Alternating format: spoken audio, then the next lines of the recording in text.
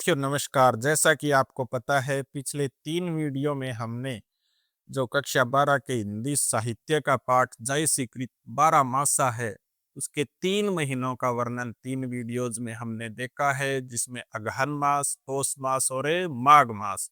आज इस पाठ का अंतिम जो छंद है, जिसमें विरहिणी की दशा फागुन मास में कैसी होती है बताया गया है, वो पढ़ने जा रहे हैं।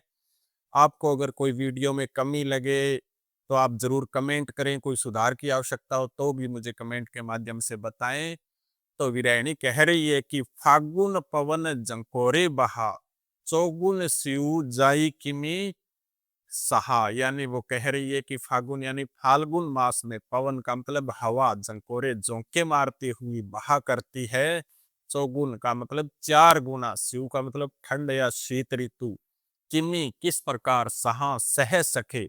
नायिका कहती है यानी नागमती कह रही है कि फाल्गुन के महीने में हवा तेज झोंकों से बह रही है और इस हवा के कारण विरह रूपी शीत 4 गुना बढ़ गया है, जिसे वो किस प्रकार से सहन करे। आगे वो कह रही है कि तन जस पियरे पात भा मोरा, बिरे न रहे पवन होई जोरा। यानी तन का मतलब शरीर, जस यानी जैसे, पियर पात पीले पत्ते यानी सूखे पत्ते के समान, भा हो गया मोरा मेरा, विरे बिछो, न रहे नहीं रहता या सहा नहीं जाता, पवन यानी हवा, होई होकर, जोरा यानी झोंका। वो कह रही है कि मेरा शरीर इस फाल्गुन मास में पीले पत्ते की तरह कमजोर हो गया है, इसीलिए वीरय की पीड़ा से भरी हवा का एक छोटा सा झोंका भी यह सहन नहीं कर पाता। यानी अगर तुमसे मेरा पुनर्मिलन शीघ्र नहीं हुआ तो मेरे प्राण कभी भी सूखे पत्ते की तरह टूटकर उड़ सकते हैं, नष्ट हो सकते हैं। तो विद्यार्थियों, इस छंद में जायसी ने प्रकृति के माध्यम से विरह की तीव्रता को अत्यंत मार्मिक रूप से चित्रित किया है। अगली पंक्ति में पुनः नागमती कह रही है कि तरिवर फरे जरे बन ढांका, भई अनपत फूल फर शाखा। तरिवर यानी बड़े वृक्ष, फल, फरे, फरे का मतलब फलता है, जरे का मतलब जड़ता है या गिरता है, बन का मतलब जंगल में, डांका यानी ढाकिया जिसको प्लास का पेड़ कहते हैं, बही यानी हो गई है, अनपत यानी पत्तों से रहित अर्थात सारे पत्ते झड़ गए हैं, फूल फूलों से, फर फर का मतलब फलों से, शाखा शाखाएं।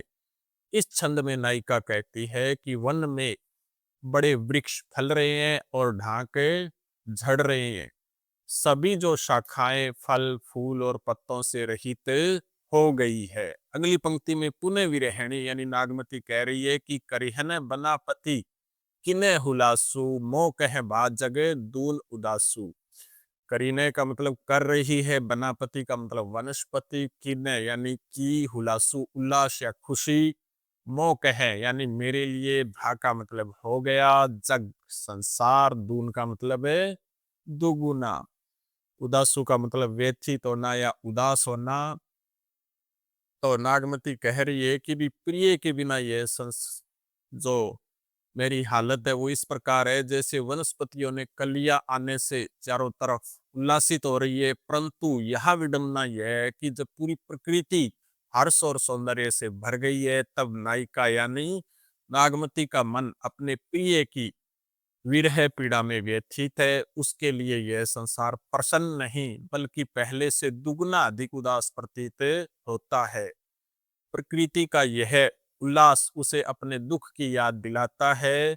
यानी जायसी ने इस छंद में प्रकृति चित्रण और विरह भावना का अद्भुत संयोजन करके नागमती यानी विरहिणी की मनस्थिति का अत्यंत मार्मिक ढंग से प्रस्तुतिकरण किया है। अगली पंक्ति में पुनः वो कह रही है कि फाग कर ही सब चांचरी जोरी, मोही जिए लाई दिन जैसी होरी। यानी फाग यानी होली, कर ही करना, खेलना, सब यानी सभी, चांचरी जोरी, चांचरी जोरी मतलब होली पर जो महिलाएं एकदम तैयार होके अच्छे सुंदर वस्त्र पहन के जो एक नृत्य करती है उसे चांचरी कहा जाता है। लेकिन वो कह रही है मोही यानी मेरे, जिए का मतलब हृदय, लाई दीनी यानी लगा दी, जसी जैसे होरी, होरी यानी मेरे हृदय में तो जैसे होली जल रही हो, इतनी जलन प्रिय के बिना हो रही है। यानी वो कह रही है कि सब लोग फाग खेल रहे हैं और साथ में जोड़ी बनाकर होली पर किया जाने वाला चांचरी नृत्य भी कर रहे हैं, लेकिन मेरे हृदय में तो विरह की होली जल रही है।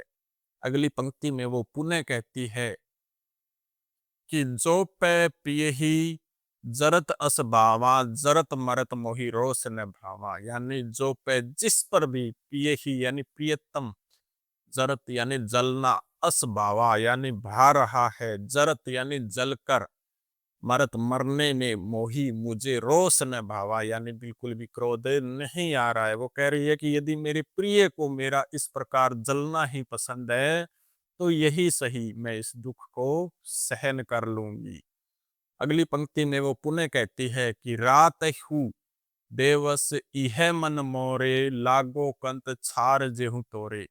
वो कह रही है कि रात ही हूँ यानी रात में, देवस दिन में, यह यही मन मोरे यानी मेरे मन में, लागो लग जाऊं, कंत का मतलब स्वामी यानी राणा रतन सेन, छार का मतलब राख, जेहू तोरे तुम्हारे हृदय में, कि हे कंत मेरे हृदय में रात दिन यही विचार आता है कि और नहीं तो मैं राख बनकर ही तुम्हारे हृदय में लग जाऊं। यानी जिस प्रकार है मेरे हृदय में होली जल रही है, मुझे लगता है कि मैं जल जाऊंगा। अगले जो अंतिम पंक्तियां हैं इस छंद की, इसमें पुनः नागमती कह रही है कि यह तन जारो छार के, कहो कि पवन उड़ाऊं, मकुते ही मार्ग होई परो, कंत दरेन चाहे पाऊं। यानी यह तन यानी यह शरीर छार के यानी राख करके, कहाँ की यानी ताकि, पव पव का मतलब हवा, उड़ाऊं यानी उड़ाकर, मकू मानो यानी कदाचित, ते ही यानी उसके प्रियतम के मार्ग में, होई का मतलब, होई परो का मतलब बिछा दे, कंत का मतलब स्वामी, दरे का मतलब जहां पे रखे, पाऊ का मतलब पैर या कदम। तो नागमती कहती है कि मैं इस शरीर को जलाकर राख कर देना चाहती हूँ ताकि पवन उसे उड़ाकर और पति के मार्ग में बिछा दे। कहने का मतलब जिस रास्ते से रतन सेन जी जा रहे हैं, मेरे शरीर की राख ये पवन है, उस रास्ते पर बिछा दे और वे इस राख पर पैर रखेंगे तो मैं उनका स्पर्श पा पाऊंगी यानी प्राप्त करे जाऊंगी। तो विद्यार्थियों, ये था आपका 12 मासा का जो 4 महीने का वर्णन आपके सिलेबस में था। अगर वीडियो आए तो पसंद आए तो इसे लाइक करें, शेयर करें और चैनल को सब्सक्राइब करें। धन्यवाद। वंदे मातरम।